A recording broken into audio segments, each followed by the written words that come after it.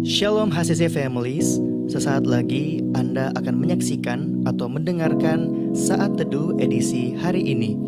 Mari persiapkan hati dan pikiran saudara untuk bersungguh-sungguh mengambil waktu, berdoa, dan menyembah Tuhan bersama-sama. Kami berdoa lewat Saat Teduh ini, saudara dikuatkan dan saudara diubahkan lewat firman Tuhan yang luar biasa. Mari siapkan hati saudara dan selamat menyaksikan. Kami bersyukur Tuhan, tak habis-habisnya rahmat-Mu dalam hidup kami Tuhan. Kami ada sampai hari ini semua karena kebaikan Tuhan. Kami bersyukur masih menghirup udara yang luar biasa yang Kau berikan bagi kami Tuhan.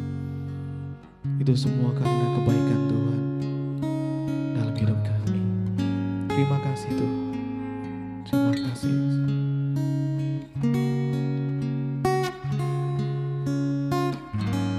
Ku ada sebab anugerah-Mu, ku ada karena kasih-Mu, Tuhan Yesus. Ku berterima kasih buat kasih rahmat-Mu. Ku ada sebab anugerah-Mu, ku ada karena kasih-Mu, Tuhan Yesus. Ku berterima kasih buat kasih rahmat-Mu. Terima kasih Yesus, Yesus. Terima kasih, hanya anugerah-Mu buat hidupku sekarang. Ku kan memuji-Mu selamanya.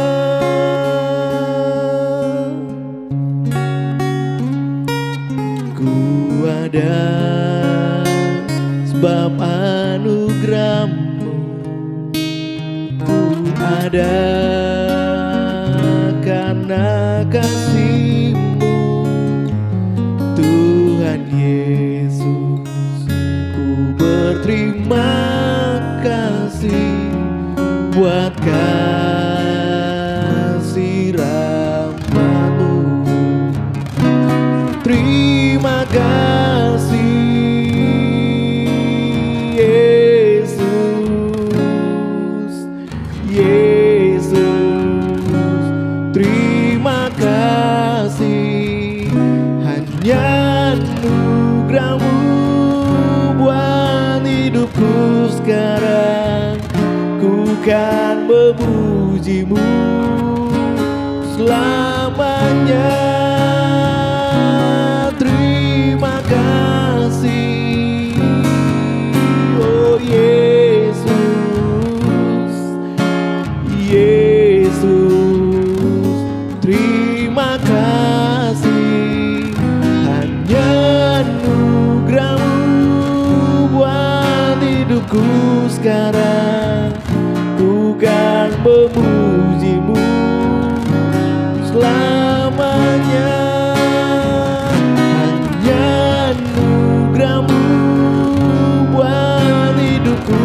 Sekarang ku kan memuji-Mu selamanya. Hanya anugerah-Mu buat hidupku sekarang. Ku kan memuji-Mu selamanya.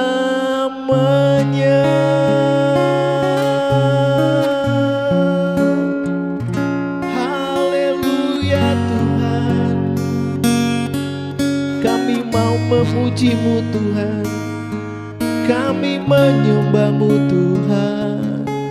Haleluya, Yesus Engkaulah Tuhan yang layak untuk kami sembah. Haleluya.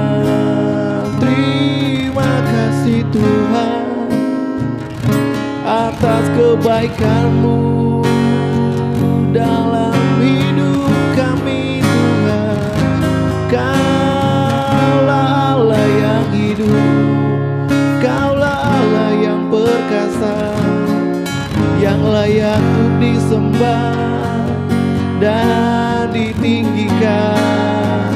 Yesus Kristus Tuhan, haleluya. Oh, layak untuk disembah. Kau Yesus yang layak untuk dipuji. Haleluya. Oh, terima kasih Tuhan Yesus. Haleluya. Terima kasih kami. Haleluya. Kami menyembah-Mu Tuhan, syukur bagi-Mu Tuhan. Haleluya.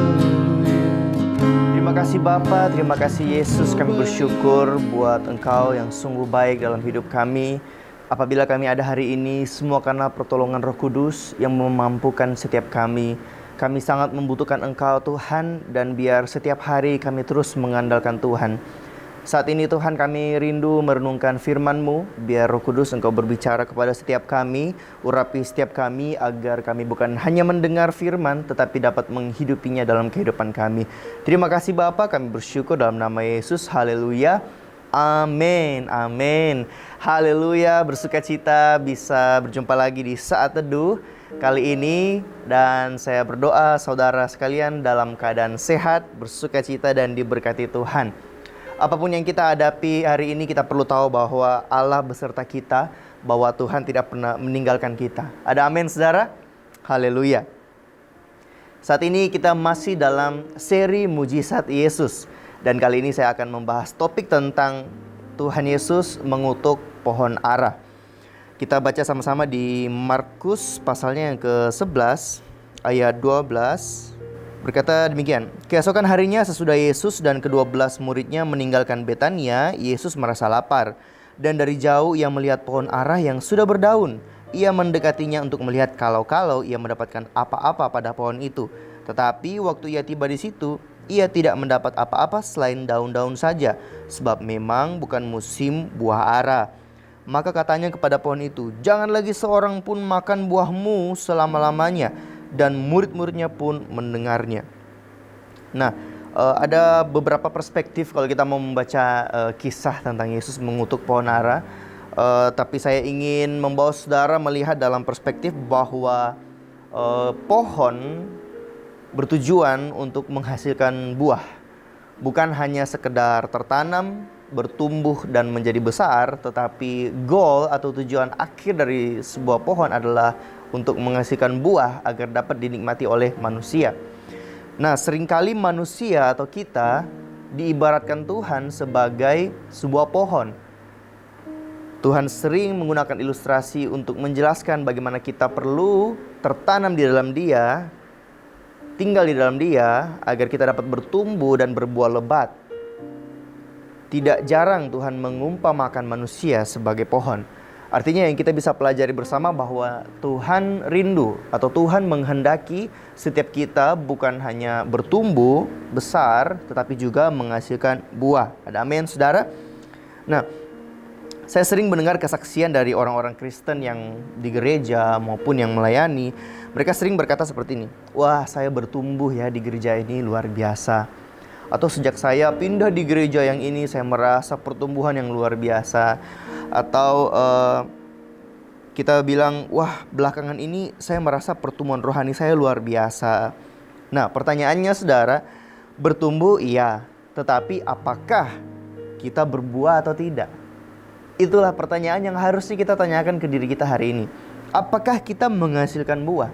Oke, kita bertumbuh, kita tertanam dalam komunitas, dalam gereja, kita bertumbuh, kelihatan kita rohani sekali, kita mengerti tentang firman Tuhan. Tetapi pertanyaan terakhir adalah apakah kita menghasilkan buah? Apakah ada buah yang dapat dinikmati oleh orang lain atau tidak?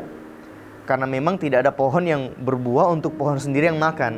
Selalu kata buah itu untuk orang lain yang nikmati. Makanya Tuhan menghendaki kita untuk menjadi buah, untuk menghasilkan buah, untuk menjadi berkat bagi orang lain. Nah, kita bersama sudah mengerti bahwa setiap kita dikehendaki Tuhan untuk berbuah. Nah, seperti apa sih buah-buah itu? Saya akan memberikan petunjuk bagi saudara, apa sih yang dimaksud Tuhan ketika Tuhan mengatakan buah. Dalam Galatia 5 ayat 22-25, tetapi buah roh ialah kasih, sukacita, damai sejahtera, kesabaran, kemurahan, kebaikan, kesetiaan, kelemah lembutan, penguasaan diri. Tidak ada hukum yang menentang hal-hal itu. Barang siapa menjadi milik Kristus Yesus, ia telah menyalibkan daging dengan segala hawa nafsu dan keinginannya. Jikalau kita hidup oleh roh, baiklah hidup kita juga dipimpin oleh roh. Ayat ini sangat jelas bahwa seperti apa sih buah-buah roh itu. Saudara bisa catat ayat ini, save, atau mungkin bisa dijadikan wallpaper untuk terus mengingatkan kita apakah kita sudah menghasilkan buah-buah roh tersebut atau tidak. Apakah dalam hidup kita sudah ada kasih? Apakah ada sukacita meluap dari diri kita? Apakah ada damai sejahtera di dalam diri kita? Apakah kita sabar dalam menghadapi segala sesuatu? Apakah kita masih punya kemurahan bagi orang lain? Adakah kebaikan di hati kita? Adakah kesetiaan yang kita pertahankan? Adakah kelemah lembutan? Atau mungkin kita selama ini masih kasar, mengerti firman Tuhan tetapi masih kasar, masih mudah menyakiti perasaan orang lain? Apakah kita mampu menguasai diri? Ini adalah buah yang dapat dirasakan dan dinikmati oleh orang-orang di sekitar kita. Nah, dan yang saya ingin share buat saudara juga bahwa buah-buah roh ini tidak sanggup untuk kita hasilkan sendiri. Dengan kekuatan diri kita sendiri kita tidak mampu. Oleh karena itu, kita hanya bisa menghasilkan buah roh bersama dengan Roh Kudus. Kita nggak bisa menghasilkan buah roh tanpa roh.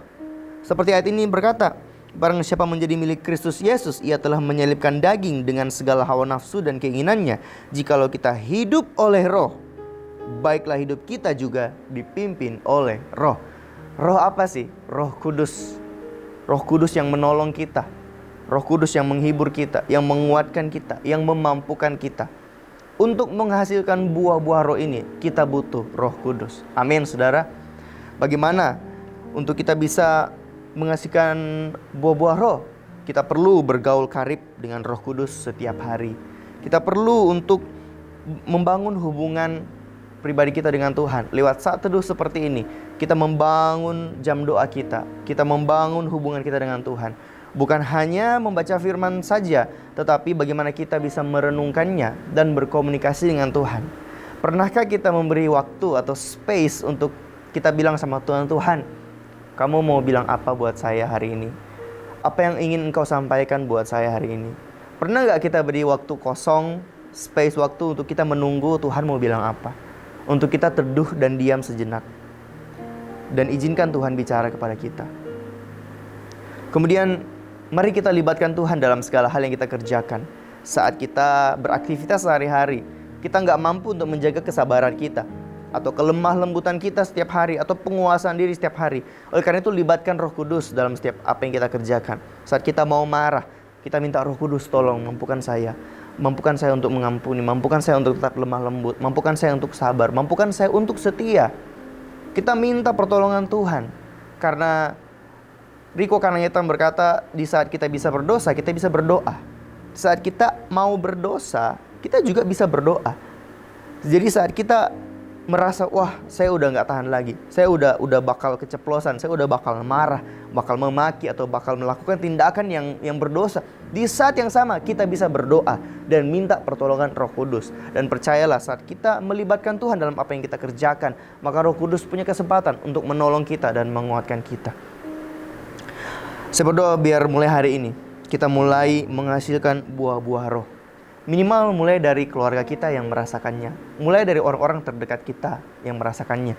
Dan kita perlu mengerti bahwa kita tidak bisa menghasilkan buah roh tanpa Roh Kudus. Oleh karena itu, Mari bangun hubungan kita dengan Tuhan, bangun hubungan pribadi kita dengan Roh Kudus, agar kita melihat bagaimana Roh Kudus memampukan kita untuk menghasilkan buah roh dalam kehidupan kita. Amin untuk firman Tuhan. Mari bersama kita berdoa. Roh Kudus, Engkau penolong, penghibur, Engkau yang memberikan kami kekuatan yang memampukan kami.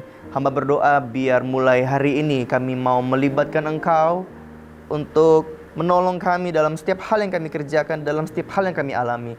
Agar biar dari hidup kami menghasilkan buah-buah roh yang berkenan di hadapan Tuhan. Terima kasih Bapa, kami menyerahkan sepanjang hari ini ke dalam tangan-Mu, di dalam nama Yesus. Haleluya. Amin, amin. Terima kasih Anda telah menyaksikan Worship from Home edisi Saat Teduh. Kami berdoa saudara diberkati dan dikuatkan lewat edisi Saat Teduh kali ini. Sampai berjumpa di konten online Worship from Home berikutnya. Tuhan Yesus memberkati.